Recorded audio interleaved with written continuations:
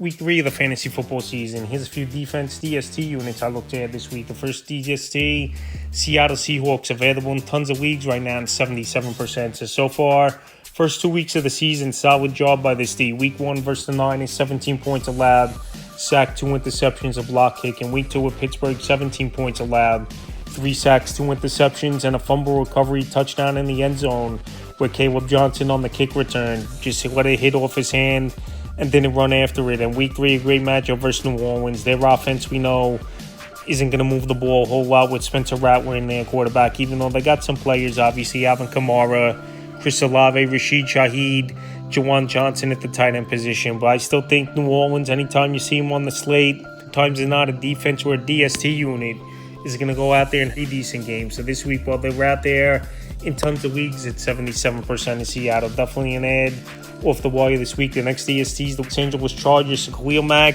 he hurt that elbow/forearm.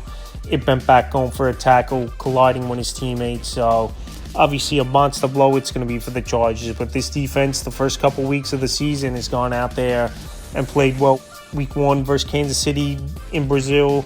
Great offense, we know the Chiefs are. So to hold them to 21 points and 2 sacks and get the victory is a good thing for the Chargers. And then Week 2 with Vegas, 9 points allowed, only 3 sacks, 3 interceptions. So Week 3, not a great matchup versus division rival, the Denver Broncos. But Bo Nix so far in the early going turnovers have been a problem. He's getting a little fancy out there, throwing that sidearm ball, and on the run a little bit is Bo Nix. And this defense, it's a good unit.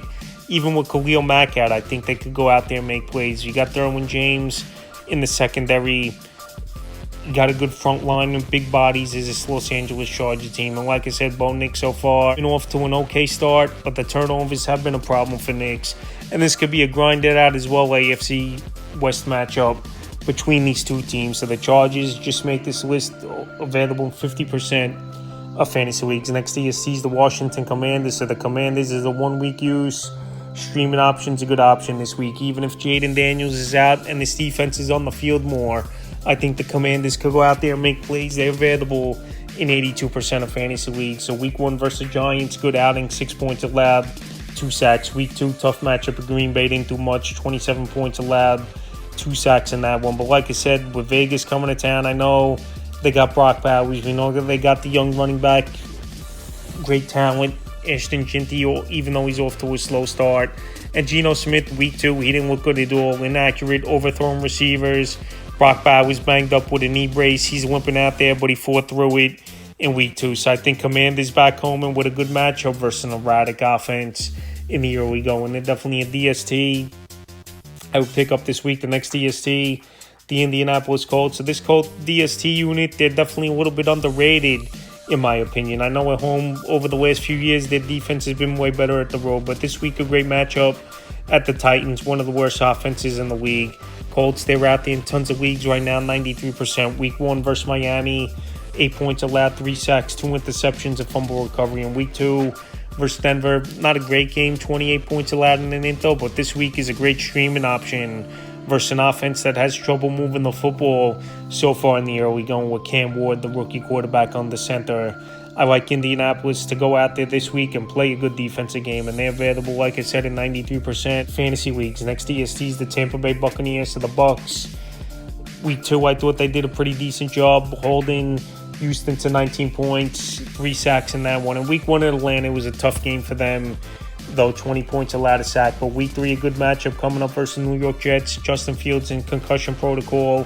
We don't know if he's going to play in this game. And their backups, Tyrod Taylor, and I know he's one of the better backups in the league, but he really hasn't seen the field much over the last couple seasons, and he could be a quarterback declining in the latter part of his career. So they're slam dunk option, Tampa Bay, especially, obviously, if Fields is out and Tyrod Taylor starts. I know they got Breece Hall, Garrett Wilson, but if they could take those guys out of the game plan, I think Tampa Bay could go out there as a good streaming option this week. Available 94% of leagues. In the final DST, I looked at edge the Atlanta Falcons. So Atlanta, their defense has definitely improved this season from last. They get pressure on the quarterback. They banged up J.J. McCarthy. He's out 2 to 4 weeks now. In the first couple weeks for this DST, Week 1 versus Tampa, 23 points allowed, a sack, a quiet game. And then Week 2 in Minnesota, they were teeing off, like I said, and causing havoc for J.J. McCarthy. 6 points allowed, 6 sacks, 2 INTs, and 2 fumble recoveries. So week 3, a good matchup at the Panthers. Their offense is struggling. Besides Torrey McMillan, Chuba Hubbard, and Hunter Renfrow now has emerged a little bit. But Bryce Young, he's still going to turn the football over. He's still taking his sacks and taking big hits. And I think this will land the DST. Like I said, they've looked improved so far in the early going. They're available 99% of fantasy leagues. That's a few defense DST units I would look to add for week 3 of the fantasy football season.